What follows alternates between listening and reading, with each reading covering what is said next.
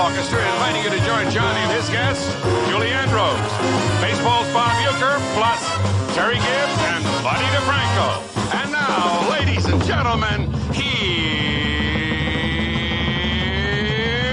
Johnny.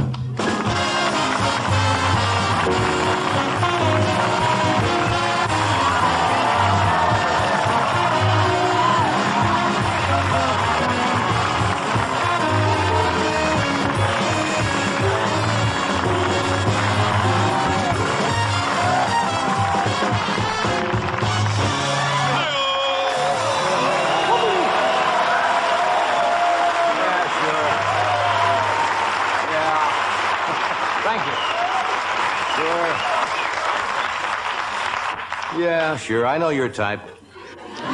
You're just here for a quick roll in the aisle. This isn't going to be a repeat of last night, is it? I had a rough time last night. I don't want to say that the monologue died, but two guys from Prudential came in and took me away. You sound good tonight. Happy mood. We got a good show for you. I don't like to usually comment on previous night's audiences, but since they have departed, it was kind of a lowbrow audience last night.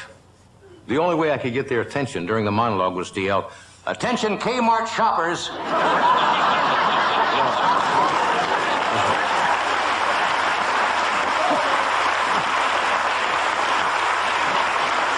You know, one of those special on beef jerky, section 8. Let me tell you what the kind of crowd they were. You've seen the opening of Wide World of Sports, where the skier comes down. That group would have applauded the agony of defeat. How are you, Tom? Very well. Good to see you. Tommy, Doc is doing some concerts around the country with his jazz group, and Mr. Newsom, as we say, fronts our orchestra. Is it an orchestra or a band? Which do you prefer? Orchestra or band? Yes. Tick-tock, tick-tock, tick-tock. No, I'm sorry. Well, would you prefer to stand in front of a band or an orchestra? I tell you, I wouldn't be in front of any of those.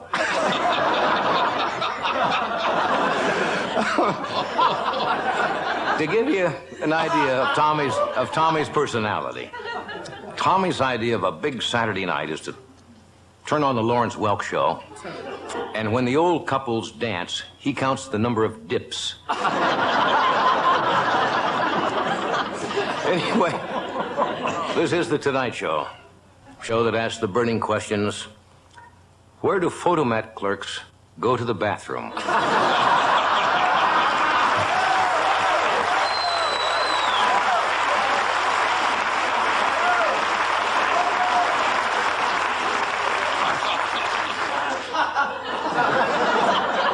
That and where elephants go when they die have boggled my mind for years.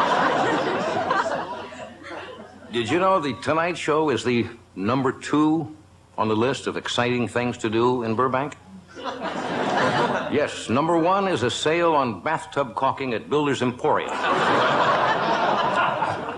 I had some fun at my house this morning. Really? Really, I had. Some Japanese tourists snuck onto my property. I ran in, put on my Godzilla suit, and stepped on them. No, I didn't. I've often talked about celebrities who live in Burbank, and among them is the famous inventor, Dr. Leopold Fechner, who every week seems to come up with another snappy invention. He's just patented an adult roach motel. It comes with X-rated movies and a little teeny waterbed. Dr. Fechner also developed a dog bone shaped like a boomerang for dogs too stupid to fetch.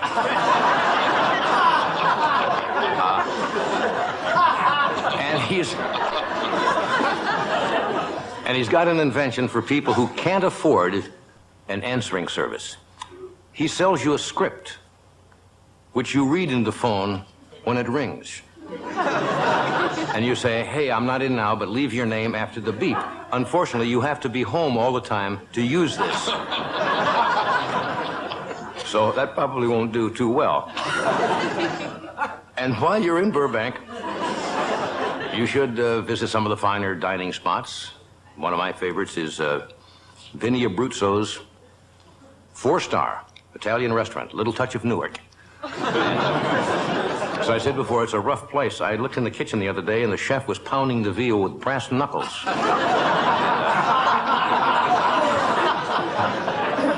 Vinny is tough. The other night, he told me he caught his bartender stealing, and he had to let him go. And I said, you mean he fired him? He said, no, I held him out an 18th floor window and let him go. How many of you took the NBC tour today? Did you? All right. $3 it cost? Yeah. Was it worth it? No.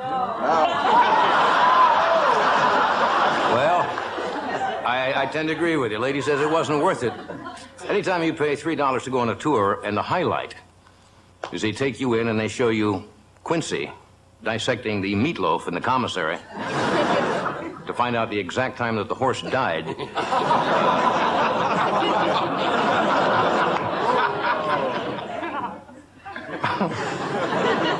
Just had a funny thought went through my mind.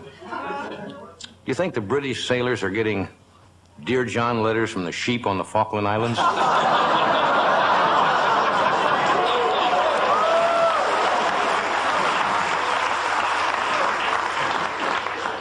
Well, as you know, Thanksgiving is coming up next Thursday. Of course it is, isn't it? The 4th Thursday in November. The President Reagan is going to fly out to his ranch in Santa Barbara, be with his family. It's just going to be a small family group. And in the spirit of the true holiday, the Reagans are inviting a few poor people. Ron Jr. and his wife. Philadelphia. This year, the Reagans are having ham. They couldn't find a turkey with 2 right wings.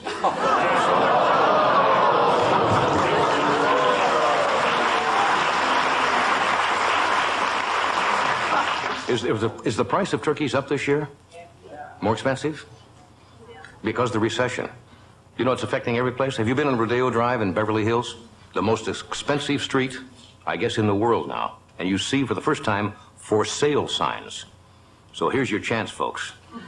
Run right down to Rodeo Drive and your chance to buy a $10 tie that sells for $150 for only $99.50.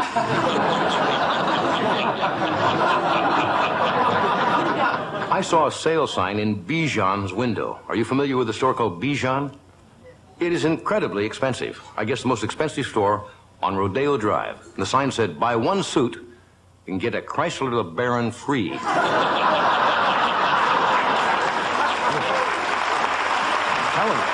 It's expensive. Until you buy a silk shirt on Rodeo Drive, they give you the name of the worm.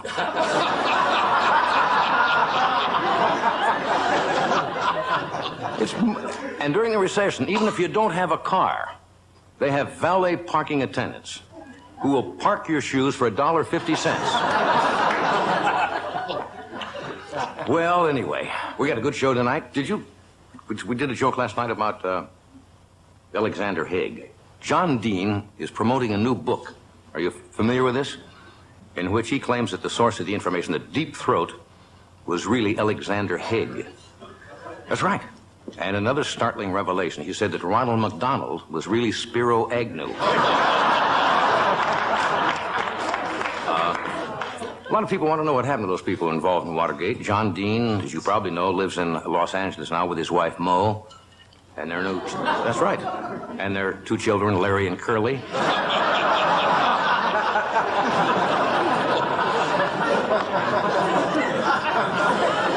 Alexander Haig denied that he was Deep Throat, right?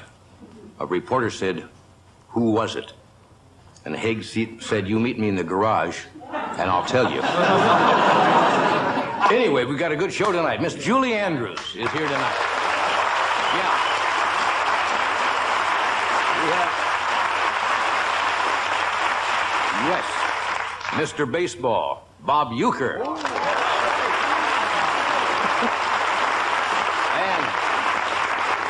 Some great jazz music with Terry Gibbs and Buddy DeFranco and our band. So thank you for coming. We'll be...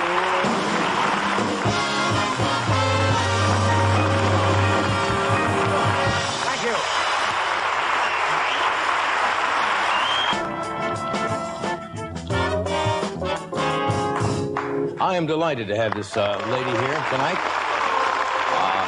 You all know Julie Andrews. Did you know that by the age of 10, Julie Andrews had performed before the Queen Mother? At 13, she appeared at a command performance. At 21, she was the toast of Broadway in My Fair Lady, won an Oscar for film debut in Mary Poppins, and her latest movie hits included 10, S.O.B., and Victor Victoria. And this is her first time with us, is it not? Hard to believe it. Would you welcome, please, Miss Julie Andrews? Yeah.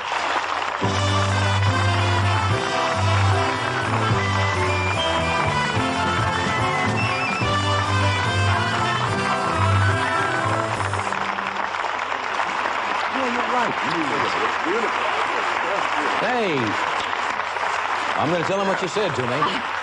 We have no secrets on this show. She said to me as we were giving a little kiss, why do you always say Miss Julie Andrews? I guess you should be Miss or just plain Julie Andrews. Yeah. Or Julie. Yeah. Why do I get the feeling you have been on this show before? I'm serious. I thought you had too. I don't know. But you never have been on The Tonight Show. You never asked. You know, I remember one night I had Janet Leigh some years ago, and I turned to her and I said, you know, it's so nice to finally have you on The Tonight Show after all these years. And she said, I was on with you last year. And I had absolutely nothing to say. I just sat there and we looked at each other. Oh, God. But I'm delighted to have you here. Thank you, John. In the introduction, it said appearing at 10 years of age because your parents were in the entertainment business, Yep. right? The whole family was in vaudeville, and my mum played the piano, and my stepfather sang, and they Right. had an act for many years, and I joined it for a while. Was it vaudeville? Yep. I sort of saw the end of vaudeville, really. I saw the dying. I kind of missed Years that on it. because it was great entertainment. It was. I mean, but mine was in England, not here in America. Now, what did you do in the act when you were working in the... Well, I sang. I had a sort of freak voice when I was a kid. I had Right. like a 5-octave range and could sing phenomenal coloratura things. Right. So that was my gimmick. And so I came out in little, what do you call them, Mary Janes, those little shoes, and Yeah. short little dress, and sang my heart out. And and Did you want to do it, or did your parents kind of just bring you into the... well, both. Yeah. I in those days, I felt very special, and it kind of gave me Right. something, gave me an identity, and I felt rather good at school and things like that. What kind of But, acts did you work with? Oh, everything. I mean, Animal acts, the whole... crocodiles, yes, dogs, acrobats. You don't see any good crocodile acts anymore. monkeys. The youngsters today have missed the great crocodile acts of all times. And all the great English comedians, which was quite a thrill for me. Yeah, they've had some great comedy actors Oh, yes. Yeah. come out of England. Yeah. I did a joke about you on the Academy Awards this year. Oh, yes? Yeah, because you appeared in your husband's film, S.O.B., and almost 180 degrees from your image, you appeared topless. Almost 180 degrees, right? Yes. You appeared topless in that movie, and the joke in the Academy Awards and the monologue was, I was talking about motion pictures, and I said in S.O.B., Julie Andrews proved once again that the hills are still alive. And it got one of the biggest laughs of the whole night. Now, Thank you. you've been asked that question many times because your image has been Sound of Music, Mary Poppins, and so forth, and all of a sudden, a revealing part of your anatomy. Why do I get stutter when I think of sex? But you know, how did that come about? Now, it was tastefully done. Yeah. Blake wrote the screenplay about 9 years before. Right. And I saw the pages as they came hot off the typewriter. And I knew that he hoped I would do the role. Mm-hmm. And so I kind of knew what was in store for me. So I had 9 years to get ready for it. Yeah. Did you have any second thoughts when it came to the moment of No, moment of truth? No second thoughts. I just hoped it wouldn't be, the air conditioning wouldn't be too cold or anything like that. Do people still envision you as running through the hills of Austria? Well, a lot of people still do, I guess. And in truth, there was one time when I did shock an awful lot of tourists in Switzerland. we lived there, and, Right. and I was getting ready for a concert or something that I was doing, and I really felt out of shape, really badly out of shape. So I thought, oh, I know what I'll do. I'll just, run around the farmhouses and Well, that's fun. up the hills and down and whatever. So I thought, well, while I'm doing it, I might as well sing a little bit. And I was going, the hills are alive. And over the crest of the hill came a whole bunch of tourists. And they must think that I do that all Isn't the time. that wonderful? I felt such It's an a idiot. wonderful story, yeah. My God, it's real But life. I felt so foolish. We're going to take a short break. We're coming right back. Stay where you are. That's a great show.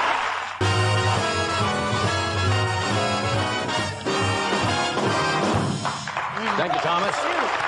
We're talking with Julie Andrews, and we have Bob Uecker, Terry Gibbs, and Buddy DeFranco. When you play in Victor Victoria with James Garner, you played the double role. Did you find that difficult, trying to portray the man side of... No, really, I guess the hardest thing was trying to decide whether to dress left or right. Big problem for you, Big, yeah. Actually, Blake cut out a scene in the film that was adorable. And I was being measured by a tailor for a suit as a man, and he was measuring the inseam, and he said, which side do you dress? Oh, left, obviously. And they cut he it said. out? No, well, he cut it out because I then went into the dressing room and took a huge scarf out of my pants and threw it around my neck, and it had to go. When you make motion pictures, of course, you have no, like we do here in a show, immediate reaction, except from the crew, and normally they have to keep quiet. Mm-hmm. When you do Broadway or something like that, you get that immediate feedback from the audience, so you know exactly how... And you start at the beginning of the evening and you end at the end of the evening, right? Now, when you make a movie, you really don't know at the time how it's going to turn out or what the response will be because you can't get any reaction. Yeah. Do you prefer something in front of an audience? I mean, coming from vaudeville, I would think, No, funnily enough, I think in a way I prefer film, although I love being able to touch an audience once in a while. But film for me is a little quieter, and you get to do it over and over again, and I kind of like being private about it and then letting it go. Right. But, so if you don't like a particular thing, we say, well, let's try it a little bit different way. But Blake often says that, in a drama you've got a lot going for you and histrionics and so forth. If the audience don't laugh, a comedy goes, right down the tubes. And so it is the hardest for him to do, I think. Yeah. You've got a special, you're with Bob Hope special, I think, this Sunday night on NBC. Mm-hmm. It's a tribute to the Pink Panthers. That's right. Pink Panther's 20th birthday, I think, and Bob's having fun. I cannot believe that originally started 20 years ago. Yeah. Peter Sellers didn't do the first one, did he? Yes, he did. Yeah. Then there was somebody else that... Yes. Sellers did like 2, I believe. I know it is. Alvin Arkin. That's right. Yeah. And, Alvin Arkin did it for one movie. But Blake didn't direct that one. Yeah. And then eventually they all came back with Sellers again. So they have a lot of films that people have not seen, I guess. And tremendous amount of takes and footage, and that's all on the special on Sunday. Yeah. Who else is on with you? All friends. I mean, Robert Preston from Victor Victoria, Dudley Moore, Bernadette Peters, Dean Martin, Robert Wagner, Bob Hope. Just a fair cast. Yeah, just a... And also they have some big names. Anyway, that's Sunday here on NBC, I guess, at what time, Freddie? You would know that. 2 hours after dark. I think it's on after... no, see, you can't tell people it's on after dark. I was just trying to give a time. Parts of the country. What? Talk for a while. I'll look On different parts of the country. It's from 9 to 11. 9 to 11. Yeah. Except in the Midwest, Where it's 8 to 10. where it's 8 to 10. But dark. And in Barstow, you have to go to Daggett to see it. We'll take a break. We'll be right back. Stay where you are.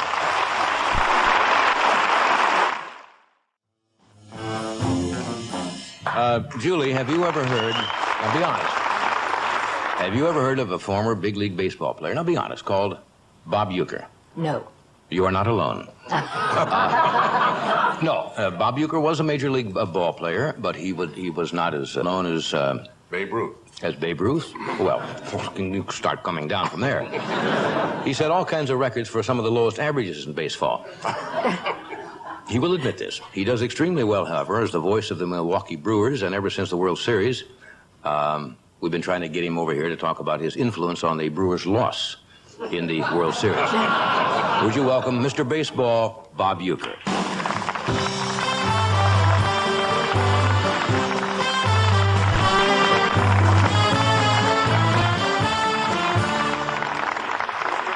Eddie, how you doing? Nice to see you. Does it bother you that Miss Andrews did not know who you were?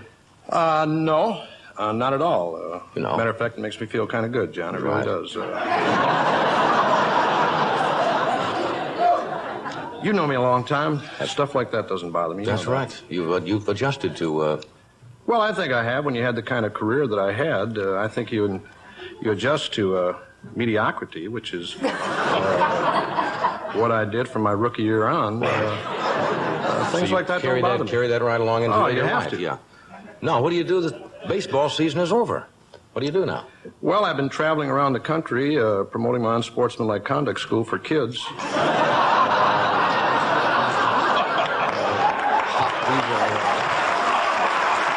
How does that work? I mean, is there any... Well, it's for kids 9 to 12 years old. Your youngsters in Pee Wee football. Maybe when that referee throws a flag on you, pick that handkerchief up and blow your nose in it. Teach them things like this. It's the real world you're talking about. Well, it is. You blow that whistle on you, ram your helmet into his gut. The next time he blows the whistle, it won't be... That's right. Like everybody else blows the whistle. That's right. These are things that I like to do. Prepare them for the realities of life. Well, it comes down the road later on, John, if you're going to go into pro ball. Right. Later on down the line, the tremendous amounts of money that are being paid now to professional athletes. It shocks people a lot of times about the tremendous salaries that are paid to athletes today. And I think... maybe to start a youngster, maybe a little leaguer, maybe to start him at a salary of $10,000 a year. Then go to your high school athlete by the time he's a senior, where he's making 35 to 40 grand a year. And then your college athlete, a decent player, right, coming out of college, maybe at 200 grand a year. Right. That big salary as a pro, maybe your 500 to 600,000, is not going to be that big a shock to the average player. You should. It's a good way to look at it. That's right. Kind of a good way to look at it, step by step. Yeah. Well, it's as I said, we've talked about my career so many times on this show. I was not a big youngster when I was a kid. I was built more along the lines of my mother. As a matter of fact, I think my American Legion coach, my first American Legion coach, was the guy that talked me out of wearing high heels so that I had a little better speed on the base. So you could move a little. Yeah. And were you ever asked to make endorsements as a player? Nowadays, you see the ball players out, Jim Palmer for jockey briefs, and were you ever asked to endorse products and use jockeys? Use jockeys. But not the new stuff. Not new stuff. Yeah. I had a very unique contract with a sporting goods company, Rawlings, to be specific. Big name. Frank Torrey, a former major league player and now vice president there, is the only reason I got the contract, but it was a very lucrative contract not to use any of their products.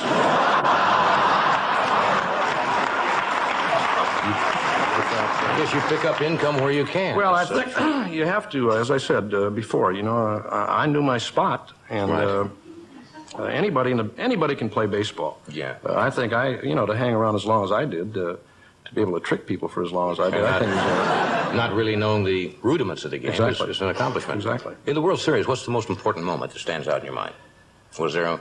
Well, this year, I think the opening game in St. Louis, the Brewers winning 10-0, but before the game, there was an incident that took place that kind of led to the 10-0 score.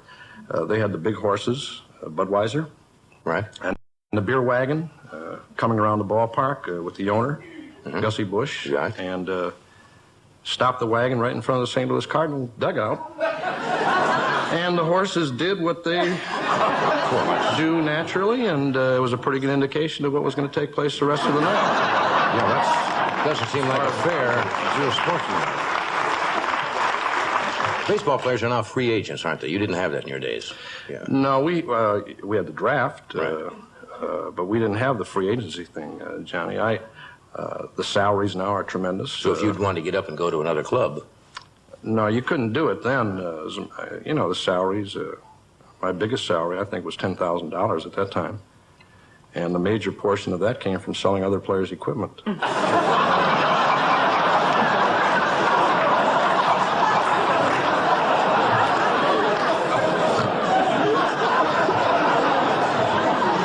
So you got your clinic going for the youngsters this Everything's summer? going good, yeah. It's, I'm busy. It's, and I like it. You know I that. did see you on a commercial for a beer. Yes, a different beer. Yes, and they would not let you in the in the bar, right? I wish there was a lot of other bars they wouldn't let me in, too. I think I'd be a better person for it today. I've had a lot of fun, though. You know that. Sure. I enjoy now doing what I do now probably more than I did as a player. Yeah. I think if you would poll, now this is a funny thing, you know, you take fans and you take 100 people and 50 are going to say, well, he stunk and he was a disgrace to his uniform, and the other 50 are going to tell you he was garbage. So you have two different opinions. So it's really a no-win situation. No, it I guess. isn't. Anyway, I'm glad to see things are progressing and you're. Oh, I'm doing great. You've got I your, really am. your time filled up, and then the baseball season is on you before you really know it, right? 90 days from now, we'll be right back in spring You're training. kidding. No, that's right. March, matter of fact, it's February 20th, opening day of spring training. So Hard to we'll be right back in it. Yeah. Okay, we're going to take a break, and we're going to come right back. We have Terry Gibbs and Buddy DeFranco here tonight.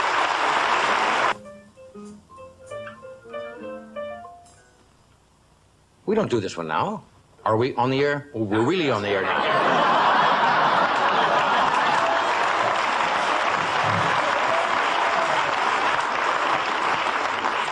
Live, going into millions of homes all over this great country of ours, from shore to shore.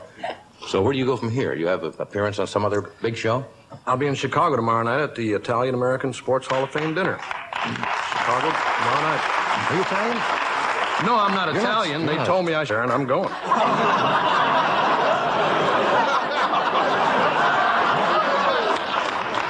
You follow orders well. You betcha.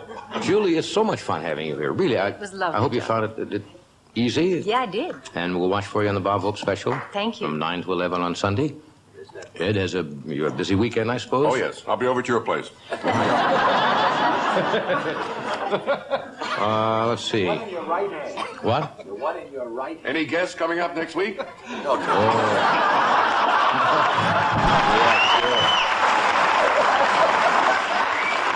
Yeah, but you don't want to know.